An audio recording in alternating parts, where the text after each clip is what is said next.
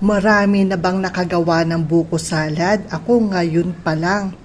Alam nyo, marami nag-iintay na gagawin kong buko salad lalo na ang aking mga empleyado. Siyempre, una, i-prepare natin ang gagamitin nating lalagyan na which is 9 liter. Minsan sumusobra pa dyan 9 liters yung gagawin ko. At eto yung mga ingredients ko. Yan.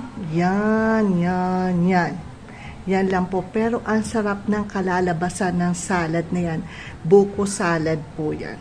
Halika po, simulan na natin gawin ang aking buko salad na version ko. Eto na po ang buko. Ano po yan? 7 na buko lang ang aking in-order ngayon. Ang mahal ng buko ngayon, 45, 50 pesos ang isang buo. Ganun na po 45 to 50 pesos. Ayan na po ang buko. Ngayon naman, ilagay na natin ang Nestle cream. Alam niyo po, bakit po inuuna ko ilagay yung Nestle cream? Para po mas pumuti agad yung buko. Yan. Isa. Dalawa.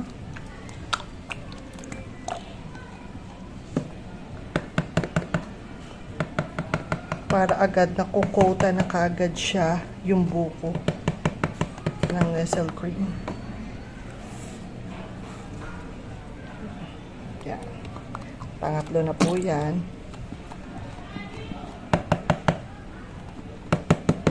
Tingnan ninyo pag nahalo siya.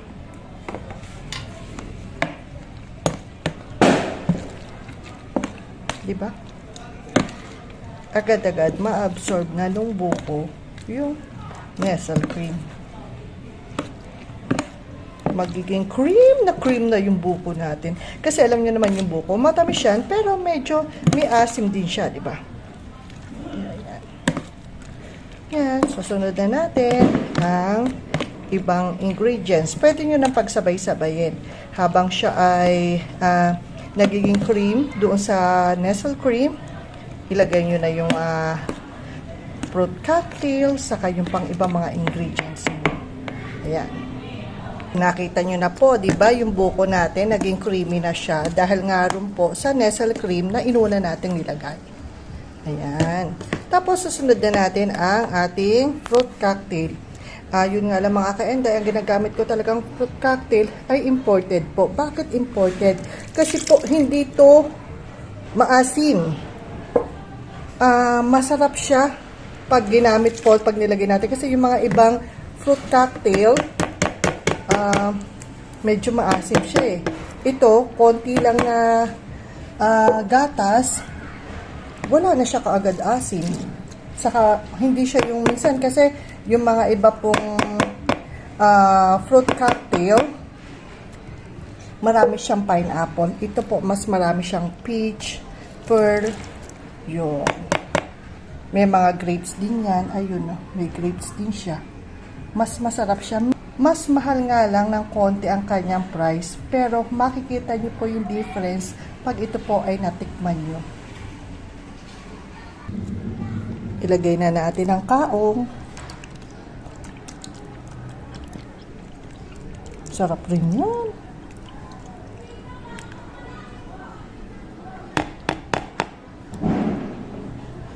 Diba?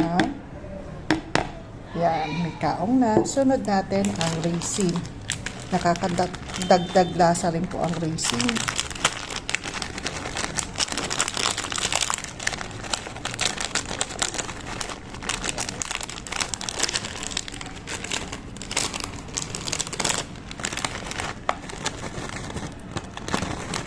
Yan. So, yan po. Hahaluin ulit natin.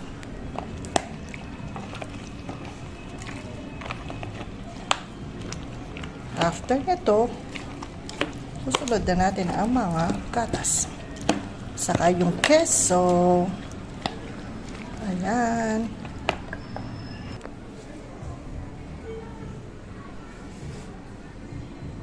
Ilagay na natin ang mga gatas. Unahin muna natin si condensed milk.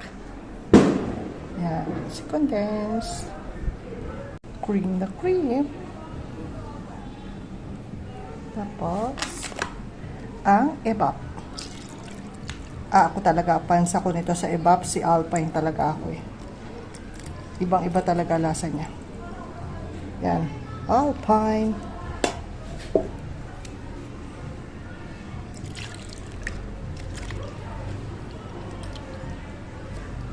Ang gusto ko po sa salad ay medyo masabaw. Kaya po marami kong evap na nilalagay. 4 na evap yan. Ayan na po, nilagay ko na rin po yung keso. Ayan o. Ano nga ba na itutulong ng keso para sa paggawa natin ng salad? Siyempre ang keso masarap, di ba? Pero siya po ang nakakapagbalanse ng lasa rin ng ating salad. Kasi po kung alam nyo, ang keso, di ba, medyo maalat-alat yan. So, yun po ang babalanse para hindi tayo mabilis masawa o maumay sa lasa ng salad dahil nga po matamis. Yun po ang kahalagahan ng keso pag nilalagay natin sa ating salad. Happy New Year, everyone!